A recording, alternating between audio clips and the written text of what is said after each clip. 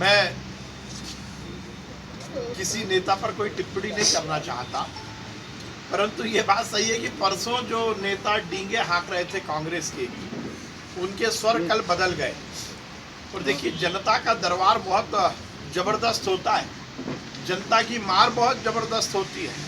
इसकी गूंज हमें सुनाई नहीं देती, इसकी गूंज हमें महसूस करनी पड़ती है। ये समय है कि कांग्रेस के नेता कमलनाथ जी और बाकी नेता इस जनता ने जो उनके खिलाफ आवाज उठाई है उसको महसूस करें, अपने कार्य पद्धति को, अपने व्यक्तित्व को, अपने कृतित्व को उसमें परिवर्तन करें।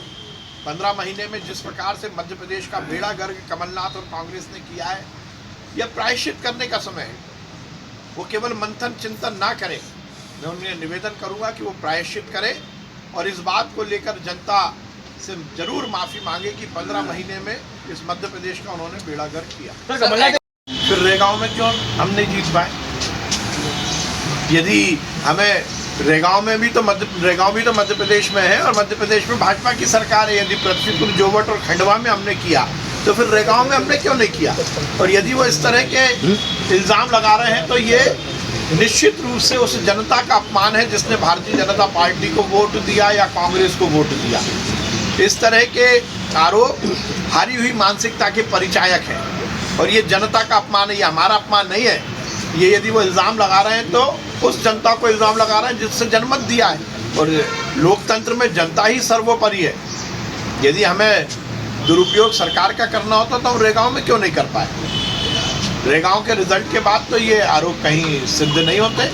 और वैसे भी जनता ने यदि जनमत दिया है तो उसको स्वीकार करिए। यही तो दिक्कत है, आपके पक्ष में निर्णय आए तो सब अच्छा है और विपक्ष में आए तो फिर आप इल्ज़ाम लगाओ दूसरों पर। कांग्रेस का तो ये कहना है। एक बात पुनः ये स्थापित हुआ है कि भारतीय जनता पार्टी को मजबूत मध्य प्रदेश की जनता लगातार करती आ रही है और ये स्थापित हुआ है कि देश में नरेंद्र मोदी जी की सरकार और प्रदेश में शिवराज सिंह चौहान जी की सरकार के प्रति मध्य प्रदेश की जनता की स्वीकारोक्ति है। लोकतंत्र में जनता का निर्णय ही सर्वोपरि होता है और जनता किसी भी सरकार के कार्य पद्धति, कार्यक्रम के आकलन को ही अपने वोट में तब्दील करती है। और निश्चित रूप से जिस प्रकार से हमने खंडवा लोकसभा को बरकरार रखा और वो 2 विधानसभाएं जिस पर कांग्रेस के विधायक थे, चाहे वो पृथ्वीपुर हो या जोवट हो, तो वहाँ पर भी भारतीय जनता पार्टी ने जबरदस्त जीत दर्ज की। ये इस बात को स्थापित करता है कि मध्य प्रदेश की सरकार और देश की सरकार के प्रति जनता का सकारात्मक रुख है। हम इसी बात पर प्रसन्न हैं क्योंकि किसी भी राजनीतिक दल के लिए उसके रिपोर्ट कार्ड पर जनता का आकलन, वोट चुनाव में क्या कुछ मिले हैं और किस प्रकार का निर्णय आया, इसी से स्थापित होता है। पर यह बात सही है कि जीत जिम्मेदारी का भी एहसास दिलाती है। हमारी सरकार और ताकत के साथ विकास और कल्याण में लगेगी। मैं मध्य प्रदेश की जनता, खासकर चारों उपचुनाव जहां जहां हुए उन जनता को, वहां की जनता को बहुत धन्यवाद और आभार व्यक्त करता हूँ।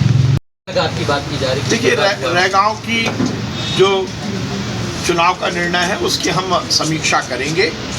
निश्चित रूप से हम जनमत का सम्मान करते हैं। हम किसी भी निर्णय के बाद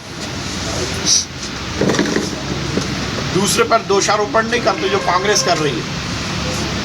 पर ये बात सही है कि हम यदि कम रह गए हैं, पीछे रह गए हैं, तो ये हमारी समीक्षा और आकलन का विषय है। उचित स्थान पर, उचित स्तर पर रेगांव के चुनाव की समीक्षा भी की जाएगी और उसमें क्या कुछ आगे सकारात्मक हम कर सकते हैं उसका प्रयास किया जाएगा और वो सीट वहाँ की जनता की हम हमारे प्रतिनिधि के माध्यम से सेवा आगे कर सके, इसकी पूरी व्यवस्था। हमसे जुड़े रहने के लिए हमारे YouTube चैनल को सब्सक्राइब करें और नई वीडियो की नोटिफिकेशन के लिए बेल आइकॉन को दबाएं। अगर आप ये वीडियो Facebook पर देख रहे हैं तो लाइक जरूर करें और ज्यादा से ज्यादा शेयर करें। धन्यवाद।